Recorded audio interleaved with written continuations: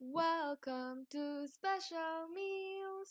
நார் சத்து, vitamin B9, folic acid அதிகமுள்ள பச்சைப்பயிறு, அப்புறம் எலும்புக்கு வலு சேர்ப்பதோட மட்டும் இல்லாம தைராய்டு ஹார்மோனையும் சீராக்கக்கூடிய எள்ளு சேர்த்து 1 மாசம் கெட்டு போகாத புரோட்டீன் ரிச் ஸ்வீட் செய்ய போறோம். 850 மில்லிலிட்டர் அளவுள்ள கப்புல 1 கப் பச்சைப்பயிறு எடுத்திருக்கேன். அடிகனமான பாத்திரத்துல இந்த பயிரை மிதமான தீல வறுத்துக்கலாம். பயிரை நல்லா செவக்க வறுத்தாச்சு.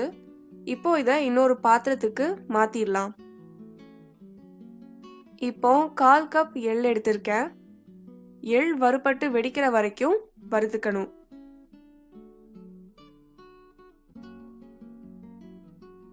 வறுத்த எள்ள பச்சை பயிறு உள்ள பாத்திரத்துள்ள கொட்டிடலாம். இப்போ 1/2 கப் துருவன ஃப்ரெஷ் தேங்காவை மிதமான தீல வறுத்துக்கலாம். தேங்காவை நல்லா கோல்டன் ப்ரௌனா வறுத்துக்கணும். அப்போதான் இந்த ஸ்வீட் கெட்டு போகாம ரொம்ப நாள் இருக்கும்.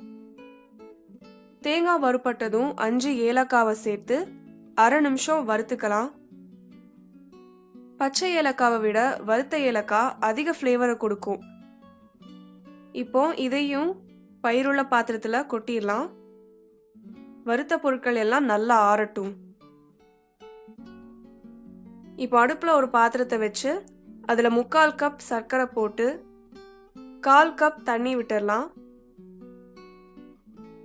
இதுல சர்க்கரைக்கு பதில் கருப்பட்டி சேர்த்தும் பண்ணலாம். சர்க்கரை நல்லா கரைஞ்சு பிசுக்கு பதத்துக்கு வந்துருச்சு. 10 நாள் வரைக்கும் வச்சு சாப்பிட இந்த பிசுக்கு பதம் போதும். 1 மாசம் வரைக்கும் வச்சு சாப்பிட போறீங்கன்னா சர்க்கரை பாகை ஒரு கம்பி பதத்துல இறக்குங்க. வறுத்து ஆற வச்சிருந்த பொருட்களை ரொம்ப கொரகொரப்பா இல்லாம ரொம்ப நைஸாவும் இல்லாம இந்த மாதிரி திரிச்சுக்கணும். இப்போ சர்க்கரை பாகை கொஞ்சம் கொஞ்சமா இதுல ஊத்தி கிளறிக்கணும்.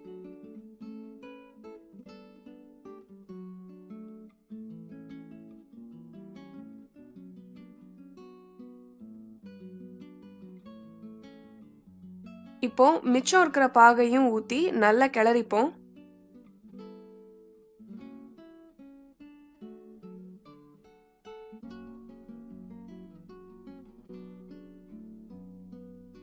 கையில லைட்டா நெய் அல்லது எண்ணெய் தடவிட்டு குட்டி குட்டி உருண்டைகளா இதை உருட்டிப்போம். 2 மணி நேரம் இந்த உருண்டைகளை நிழல்ல உலர விட்டுட்டு எண்ணெயில ஃப்ரை பண்ணினா உதிர்ந்து போகாது. ஃப்ரை பண்ண வேண்டாம்னு நினைச்சீங்கன்னா இதை இப்படியே சாப்பிடலாம். இரத்த சவப்படுக்களை நிறைய உற்பத்தி செய்யறதுக்கு இந்த பயிர் உருண்டை ரொம்ப உதவும். ஃபாலிக் ஆசிட் அதிகமா இருக்கிறதால பிரெக்னென்ட் லேடிஸ் இதுல எள் சேர்க்காம ஆயில் ஃப்ரை பண்ணாம சாப்பிடலாம். மேல் மாவுக்காக இப்போ 1/2 கப் அரிசி மாவு, 1/4 டீஸ்பூன் மஞ்சள் தூள், அப்புறம் 1/4 டீஸ்பூன் உப்பு போட்டு கொஞ்சம் கொஞ்சமா தண்ணி விட்டு கலக்கணும்.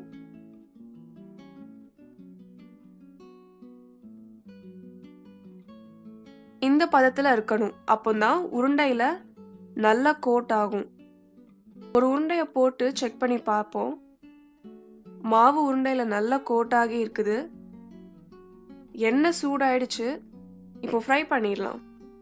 ஒவ்வொரு உருண்டையா எடுத்து மாவுல நல்லா டிப் பண்ணி எண்ணெயில பொரிக்க வேண்டியதுதான். வெளியில இருக்கிற அவுட்டர் லேயர் கிறிஸ்பா ஆகிற அளவுக்கு பொரிச்சா போதும். நல்லா வறுத்து பொடிச்சதால உள்ள இருக்கிற பூரணத்தை ரொம்ப நேரம் பொரிக்கணும்ட்டு அவசியம் இல்லை. எண்ணெய் அதிகம் குடிக்காத இந்த நாகர்கோவில் ஸ்பெஷல் முந்திரி கொத்தை செஞ்சு சாப்பிட்டுட்டு மறக்காம கமெண்ட் பண்ணுங்க. ஸ்பெஷல் மீல்ஸ்க்கு சப்ஸ்கிரைப் பண்ணுங்க.